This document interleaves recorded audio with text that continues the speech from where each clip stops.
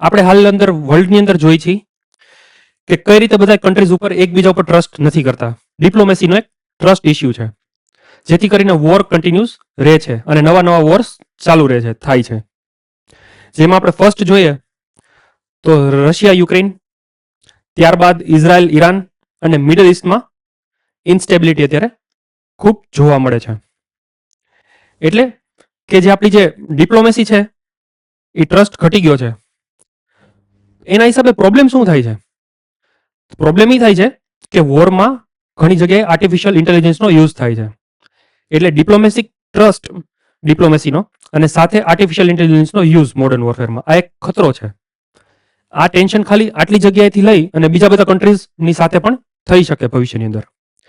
તો એક રોમમાં એક ડિક્લેરેશન કર્યું, જેમાં બધા એઆઈના જે નોબલ લોરેટ્સ હતા, એઆઈ સાયન્ટિસ્ટ અને બધા લોકો બધા ભેગા થઈ અને એમને ડિસાઇડ કરેલું કે આપણે કઈ રીતે એઆઈનો આપણે યુઝ કરવો જોઈએ ફ્યુચરની અંદર, કે જેથી કરીને મોડર્ન વોરફેરમાં એનો યુઝ જ ન થાય અને કોઈ પણ કેટેસ્ટ્રોફિક ઇવેન્ટ્સ ન બને.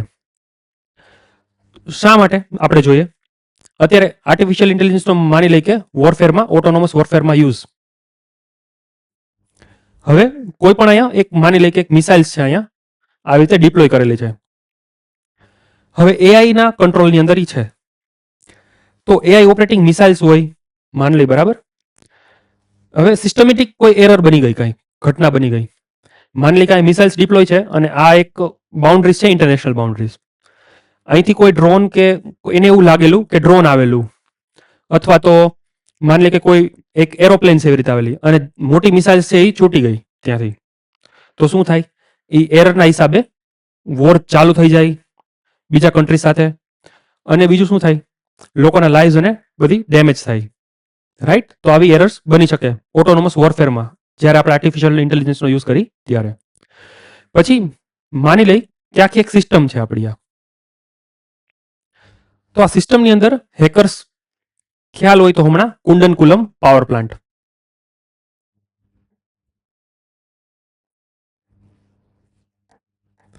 એનો ડેટા બ્રીચ થઈ ગયો. એવી રીતે આ જે બધી સિસ્ટમ હોય આપણી મિલિટરીની, એની અંદર કોઈ હેકર્સ આવી ગયું. હેકર્સ આવી જાય તો શું કરે? એના પ્રોગ્રામ્સ હોય એને અલગ રીતે ફીડ કરવા માંડે, ખોટો ડેટા એની અંદર એને પ્રોવાઈડ કરે, રાઈટ?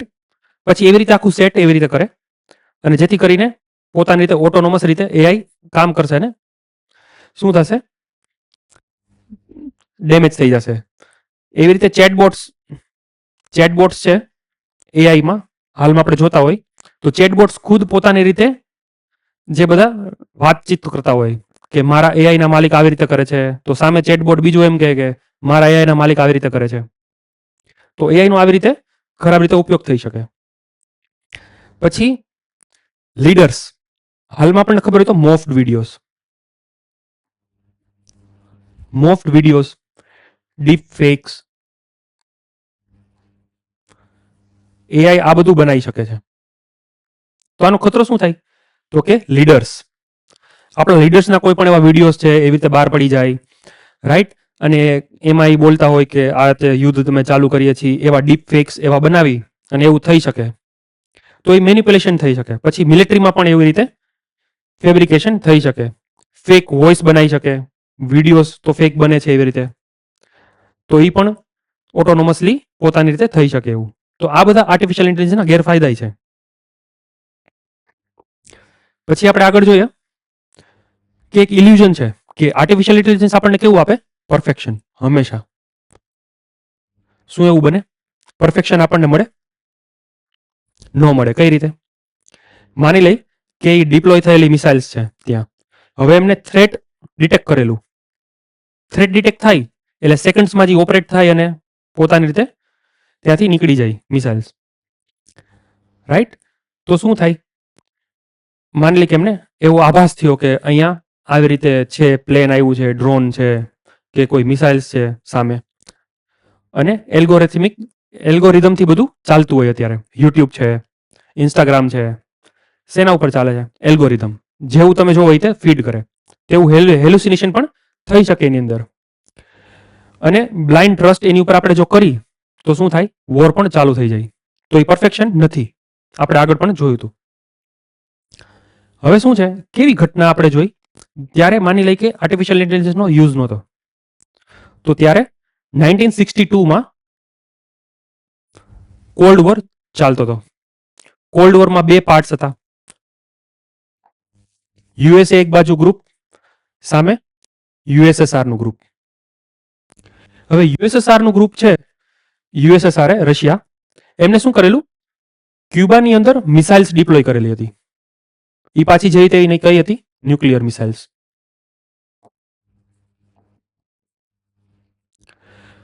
પછી યુએસએ કીધું કે આ જે મિસાઇલ્સ છે તમે એને ત્યાંથી હટાવી લ્યો.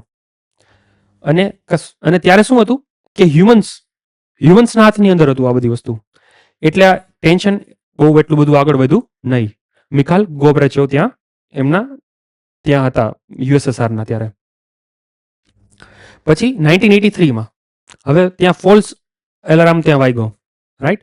પણ હ્યુમન્સ હતા ત્યાં, એ બેઠા હતા, એમને ખબર હતી કે આ એક સિસ્ટમેટિક એરર પણ હોઈ શકે. એટલે સિસ્ટમની અંદર એરર છે અને હ્યુમન્સે ડિસાઇડ કર્યું કે આ એવી રીતે નથી કરવાનું. એટલે ત્યારે પણ વોર એવી રીતે બચી ગયો. તો આવી રીતે થાય. કઈ રીતે? તો આપણે શું જોવા મળે કે હ્યુમન એથિકલ જજમેન્ટ છે અને ક્રિટિકલ એનું થિંકિંગ છે, એને ન્યુક્લિયર વોરને પ્રિવેન્ટ કરી દીધો. માની લે કે એઆઈ નો યુઝ હોય તો શું થાય? વોર ચાલુ થઈ જાય. પછી રોમમાં આપણે જોયું કે રોમમાં બધા ભેગા થયા. નોબેલ લોરેટ્સ છે, એઆઈ સાયન્ટિસ્ટ છે અને ગ્લોબલ લીડર્સ. હવે એમને શું વાત કરી? Unarmed piece.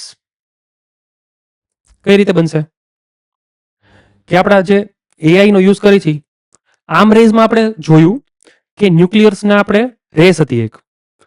પછી આપણે જોયું સ્ટાર્ટ ટ્રીટી ને બધી ઇમ્પ્લિમેન્ટ કરવામાં આવી, જેમાં ન્યુક્લિયર જે હોય આર્સેનલ્સ એને ઘટાડવામાં આવ્યા. એનો રિપોર્ટ કોણ બહાર પાડે છે? સીપ્રી.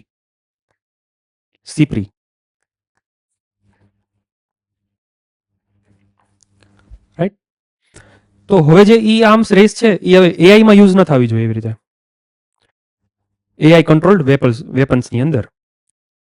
પછી કે છે કે એઆઈ નો તમે કઈ રીતે યુઝ કરો? રિસ્પોન્સિબલ યુઝ કરો. કે હંમેશા આપણે જોયું 1962, પછી સેકન્ડ એક્ઝામ્પલ સોવિયત યુનિયન જે હતું ત્યારે 1983 ની અંદર ફોલ્સ અલાર્મ. એટલે હ્યુમન એથિકલ જજમેન્ટ સૌથી પહેલા હોવું જોઈએ, રિસ્પોન્સિબલ એનો યુઝ હોવો જોઈએ. એટલે હ્યુમન્સ ઉપર બેઠા હોવા જોઈએ અને ડિસાઇડ કરે કે અમારે આ જે વસ્તુ જે ડિસિઝન્સ છે એને એપ્રૂવ કરવું કે ન કરવું. એટલે એથિકલ જજમેન્ટ એનું અંદર હોવું જોઈએ.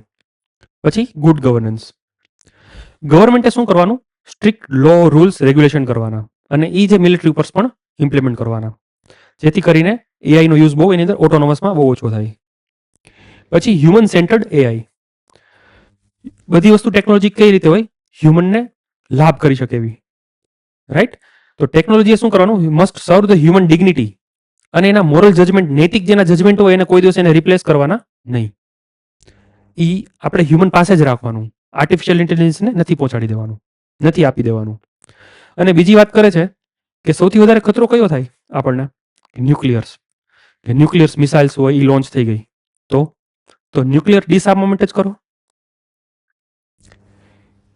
ઇન્ડિયા છે એને સાઇન નથી કરેલી નોન પ્રોલિફરેશન ટ્રીટી. નથી કે ન્યુક્લિયર સપ્લાયર ગ્રુપનું મેમ્બર.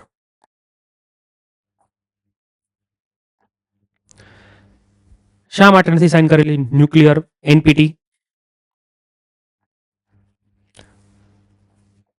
કારણ કે એમ કે છે કે આ છે ડિસ્ક્રિમિનેટરી છે. ઇન્ડિયા એમ કે છે કે નોન પ્રોલિફરેશન ટ્રીટી ડિસ્ક્રિમિનેટરી છે. શા માટે? કે થોડા કન્ટ્રીઝ પાસે જ ન્યુક્લિયર વેપન્સ રહે. એ જે છે એમની પાસે પણ ન રહેવા જોઈએ. એટલે કમ્પ્લીટલી બધા કન્ટ્રીઝ પાસે ન્યુક્લિયર વેપન્સ જ ન રહેવા જોઈએ, એનું કેવું એવું છે. એટલે સાઇન નથી કરેલી આ ટ્રીટી. આમાં શું વાત કરે છે કે focus on international efforts. International efforts કરવાના કે reducing nuclear arsenals, not creating smarter weapons, right? પછી લૂપ આપણે કેવી ક્રિએટ કરવાની આની અંદર? લૂપ આપણે એવી ક્રિએટ કરવાની કે એઆઈ નો રોલ કેવો હોવો જોઈએ આની અંદર? મોસ્ટ ઓફ ટાઈમ તો કે એઆઈ કલેક્ટ કરશે ઇન્ફોર્મેશન, પછી એનો જે ડેટા હોય એને આખો ડેટાને એનાલાઇઝ કરે. એનાલાઇઝ કર્યા બાદ ઓપ્શન સજેસ્ટ કરશે 1 2 3 4 5 એ રીતે ઓપ્શન્સ એની અંદર રહેશે. પછી હ્યુમન વેરિફિકેશન અને અહીંયા સમય મળે એને હ્યુમન્સને.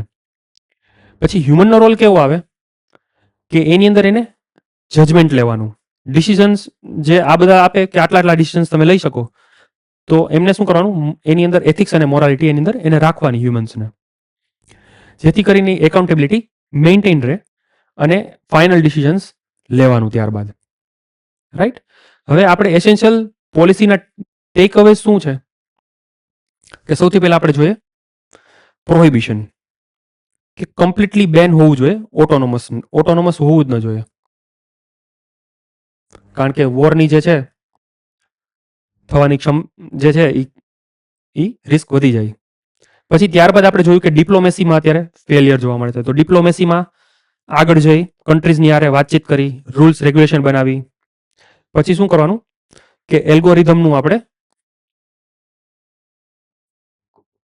કહેવાનું કે એલ્ગોરિધમના કેટલા કેટલા ખતરા છે, એનું ડિટરન્સ કેવું કેવું છે. ઘણી બધી આપણે યુકેમાં પણ એક બેઠક બનેલી હતી, બ્લેચલી ડિક્લેરેશન. પછી હિરોશીમા. તો આ બધી બેઠક મળતી રહે છે શેના માટે? એઆઈના સંદર્ભમાં. પછી કે છે કે તમે ટ્રાન્સપરન્સી લઈ આવો, કે ઓપન ઇન્ટરનેશનલ ડાયલોગ હોય રિગાર્ડિંગ મિલિટરી એઆઈ ડેવલપમેન્ટ માટે. અને રૂલ મેકિંગ, કે તમારે રૂલ્સ એવા બનાવવાના કે જે હંમેશા બાઇન્ડિંગ હોય ઇન્ટરનેશનલ ટ્રીટીઝમાં. મિલિટરીમાં એઆઈના કઈ રીતે યુઝ કરવાનો. રાઈટ. એટલે શું કે છે ક્રક્સમાં અંદર આપણે જોઈએ તો artificial intelligence should augment human decisions making.